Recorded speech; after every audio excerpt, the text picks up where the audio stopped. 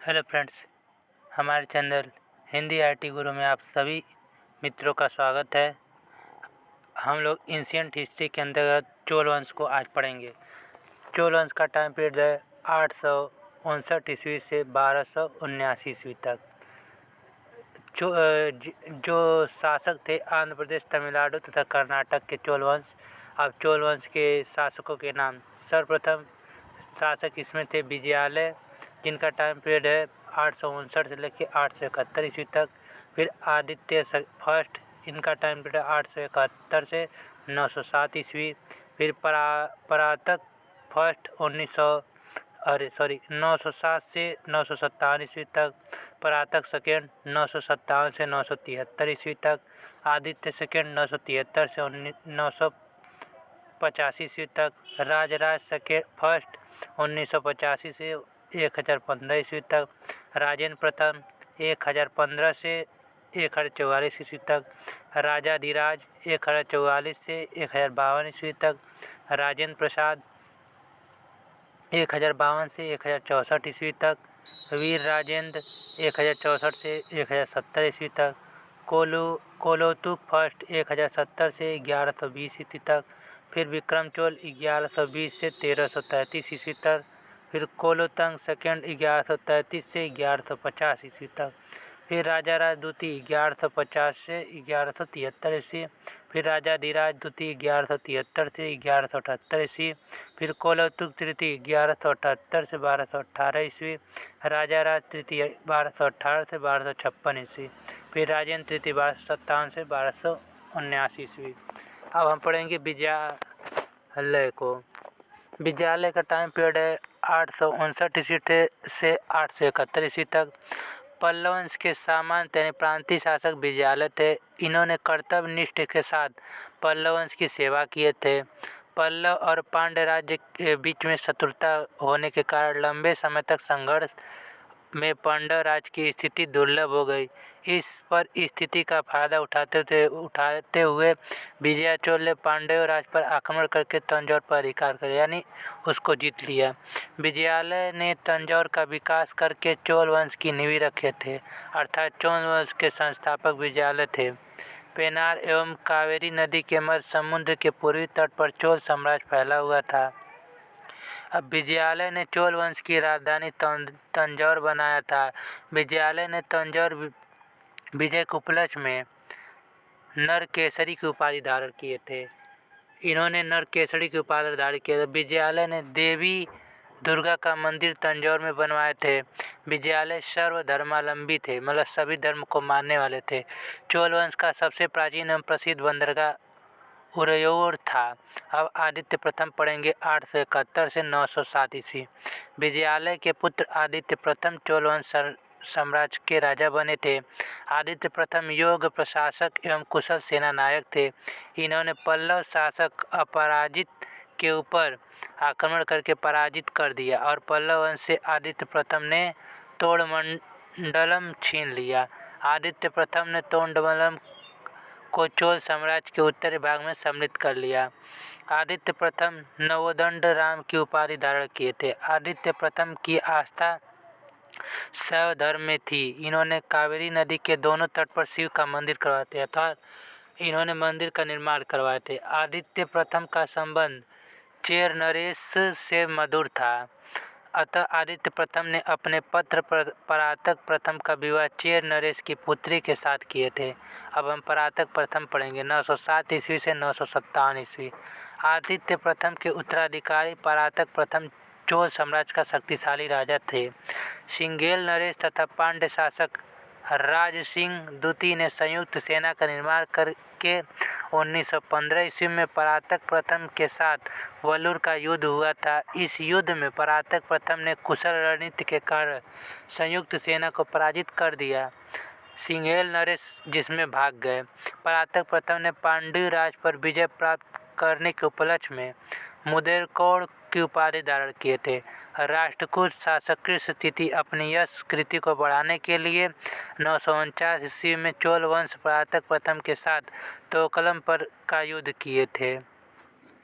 इस युद्ध में परातक प्रथम की पराजय हो गई। कृष्ण तृतीय ने चोल साम्राज्य के उत्तरी भाग तोड़मल्लम पर अधिकार कर लिया। अब परातक द्वितीय पढ़ेंगे 957 ईस्वी से 973 ईस्वी तक। चोल शासक परातक द्वितीय ने राष्ट्रकूटों के ऊपर आक्रमण करके पूरा तोड़मंडल पर अपना अधिकार कर लिया।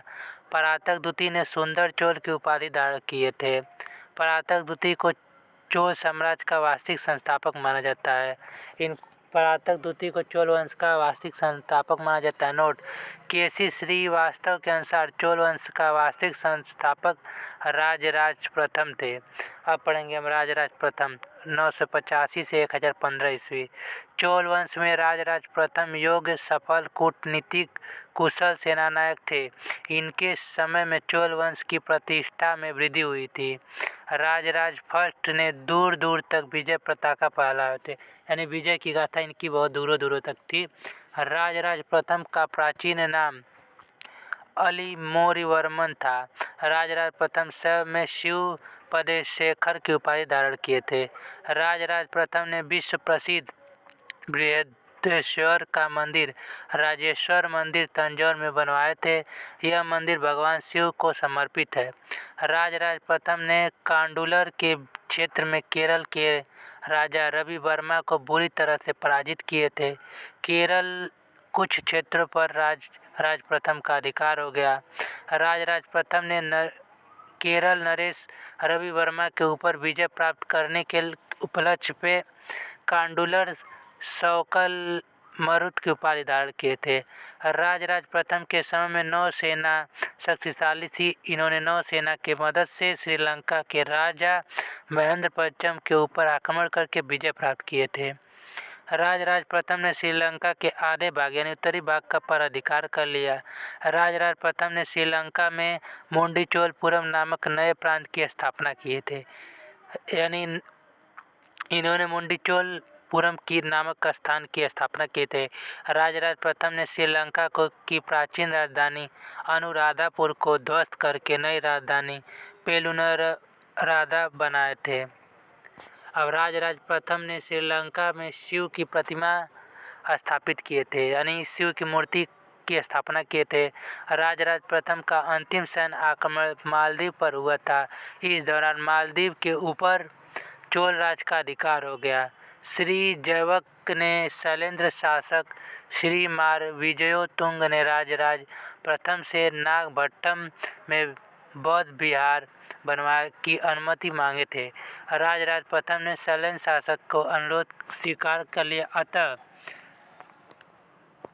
श्री मार विजयोतुंग ने नागपट्टनम में बौद्ध विहार का निर्माण करवाए थे। राजराज प्रथम ने अपनी पुत्री कुंदवा देवी का विवाह वेगी नरेश विमलादित्य के साथ किए थे। राजराज प्रथम ने 1000 ईस्वी में भूमि का सर्वेक्षण कराकर अपने प्रजा के ऊपर उचित कर लगाए थे। राजराज प्रथम ने अपना व्यापारिक दूत चीन भेजे थे। चीन के साथ राजराज प्रथम का मधुर संबंध था, यानी उनसे इनका अच्छा संबंध था। अब पढ़ेंगे हम राजेंद्र प्रथम 1015 ईस्वी से 1044 ईस्वी तक। राजराज प्रथम के पुत्र राजेंद्र चोल साम्राज्य का राजा बने थे। राजेंद्र प्रथम वीर योद्धा एवं कुशल सेनानायक थे। इन्होंने नौसेना की मदद से गंगा घाटी के क्षेत्रों में रहने वाले राजाओं को पराजित करके यश एवं कीर्ति प्राप्त किए थे। राजेंद्र प्रथम की नौसेना अत्यधिक शक्तिशाली थी। इसी सेना की मदद से विजय पताका लहराए थे।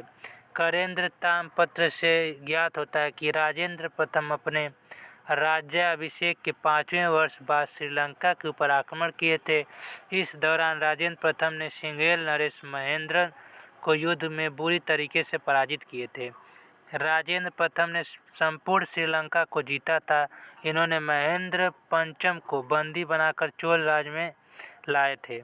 राजेंद्र प्रथम के आदेश पर महेंद्र पंचम को कारागार में बंद कर लिया गया, अर्थात जेल में बंद कर दिया गया। 12 वर्षों तक महेंद्र पंचम कारागार में बंद थे। अंततः महेंद्र पंचम की मृत्यु जेल में ही हो गई। अब राजेंद्र प्रथम ने चेर और पांड्य राजाओं को युद्ध में पराजित किए थे। पांड्य राजा के ऊपर राजेंद्र प्रथम का अधिकार हो गया।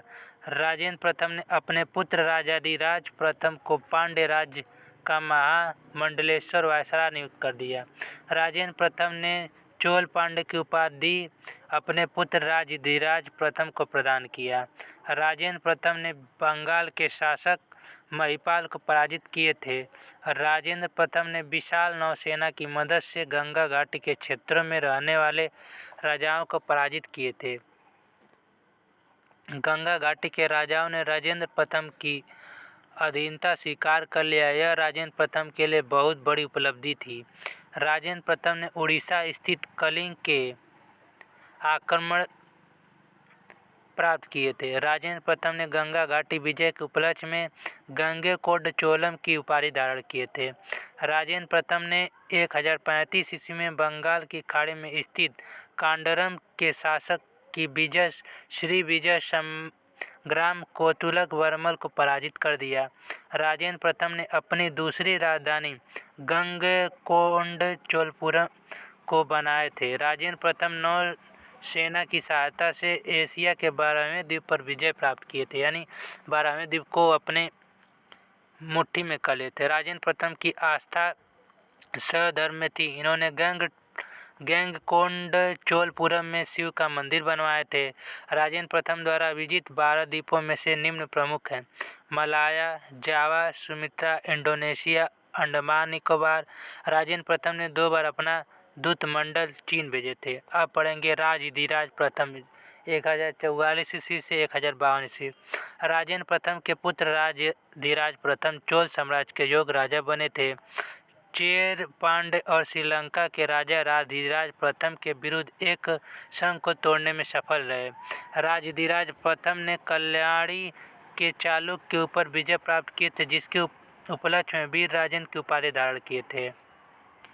अब राजाधिराज प्रथम ने कल्याणी विजय के उपलक्ष्य में एक अश्वमेध यज्ञ करवाया था, जिसे कोप्पम का युद्ध होता है। यह 1052 ईस्वी में होता है। यह राजाधिराज प्रथम जो चोल वंश के और सामेश्वर प्रथम कल्याणी के चालुक्य के बीच युद्ध था। इस युद्ध में सामेश्वर प्रथम ने राजाधिराज प्रथम को युद्ध में पराजित करके युद्ध क्षेत्र में हत्या कर दिया। इसके बाद इस युद्ध का नेतृत्व राजाधिराज प्रथम का छोटा भाई राजेंद्र द्वितीय ने किया। अब इसके आगे हम पढ़ेंगे राजेंद्र द्वितीय को, जिनका टाइम पीरियड 1052 से लेकर 1064 ईस्वी। राजेंद्र द्वितीय ने युद्ध में अपना राज्याभिषेक कराए थे। राजेंद्र द्वितीय वीर योद्धा एवं कूटनीतिज्ञ थे। इन्होंने सूझबूझ के साथ कल्याणी के चालुक्यों को पराजित कर दिया गया। इसमें होता है कुंडल संगम का युद्ध। यह 1062 ईस्वी में था। इसमें राजेंद्र सेकंड और रामेश्वर फर्स्ट के बीच युद्ध में होता है। इस युद्ध में राजेंद्र द्वितीय ने अद्भुत अदम्य साहस और पराक्रम के साथ सामेश्वर से युद्ध किया। इस युद्ध में सामेश्वर की पराजय हुई। राजेंद्र द्वितीय के शत्रुता गंगवंश के शासक राजमल के साथ थी। राजमल के मंत्री एवं सेनापति चामुंड राज ने अपने 2 पुत्र विक्रमादित्य और जयसिंह को चोल साम्राज्य के उत्तरी भाग गंगादि क्षेत्र पर आक्रमण करने के लिए भेज दिए। राजेंद्र सेकंड ने अपने वीरता के बल पर दोनों भाइयों को पराजित करके अपने क्षेत्र में से खदेड़ दिया। राजेंद्र प्रथम के पुत्र राजाधिराज प्रथम और राजेंद्र द्वितीय। अब पढ़ेंगे हम वीर राजेंद्र, जिनका टाइम पीरियड है 1064 से 1070 ईस्वी। वीर राजेंद्र चोल वंश के योग्य शासक थे। इनके समय पुनः 1062 ईस्वी में कुंडल संग्राम का युद्ध हुआ। इस युद्ध में सामेश्वर प्रथम अस्वस्थ होने के कारण उपस्थित नहीं हुए। इस युद्ध में कल्याणी की विशाल सेना चोल सेना के आगे पराजित हो गई। इससे सामेश्वर प्रथम अत्यधिक लज्जित हो गए थे। अब कल्याणी शासक सामेश्वर प्रथम बार युद्ध में पराजित और रोग से ग्रसित होकर तुंगभद्रा नदी में कूदकर आत्महत्या कर लिए और राजेंद्र ने तुंगभद्रा नदी के किनारे विजय स्तंभ की स्थापना करवाए थे। वीर राजेंद्र ने राजकेसरी की उपाधि धारण किए थे। राजेंद्र के पुत्र अधिराजेंद्र चोल वंश के उत्तराधिकारी बने। अधिराजेंद्र जनता के साथ निष्ठुर व्यवहार रखते थे, अतः चोल साम्राज्य की जनता ने राजा से त्रस्त होकर भीड़ में ही अधिराज की हत्या कर दी। इसके बाद हम अगले वीडियो में पढ़ेंगे। तब तक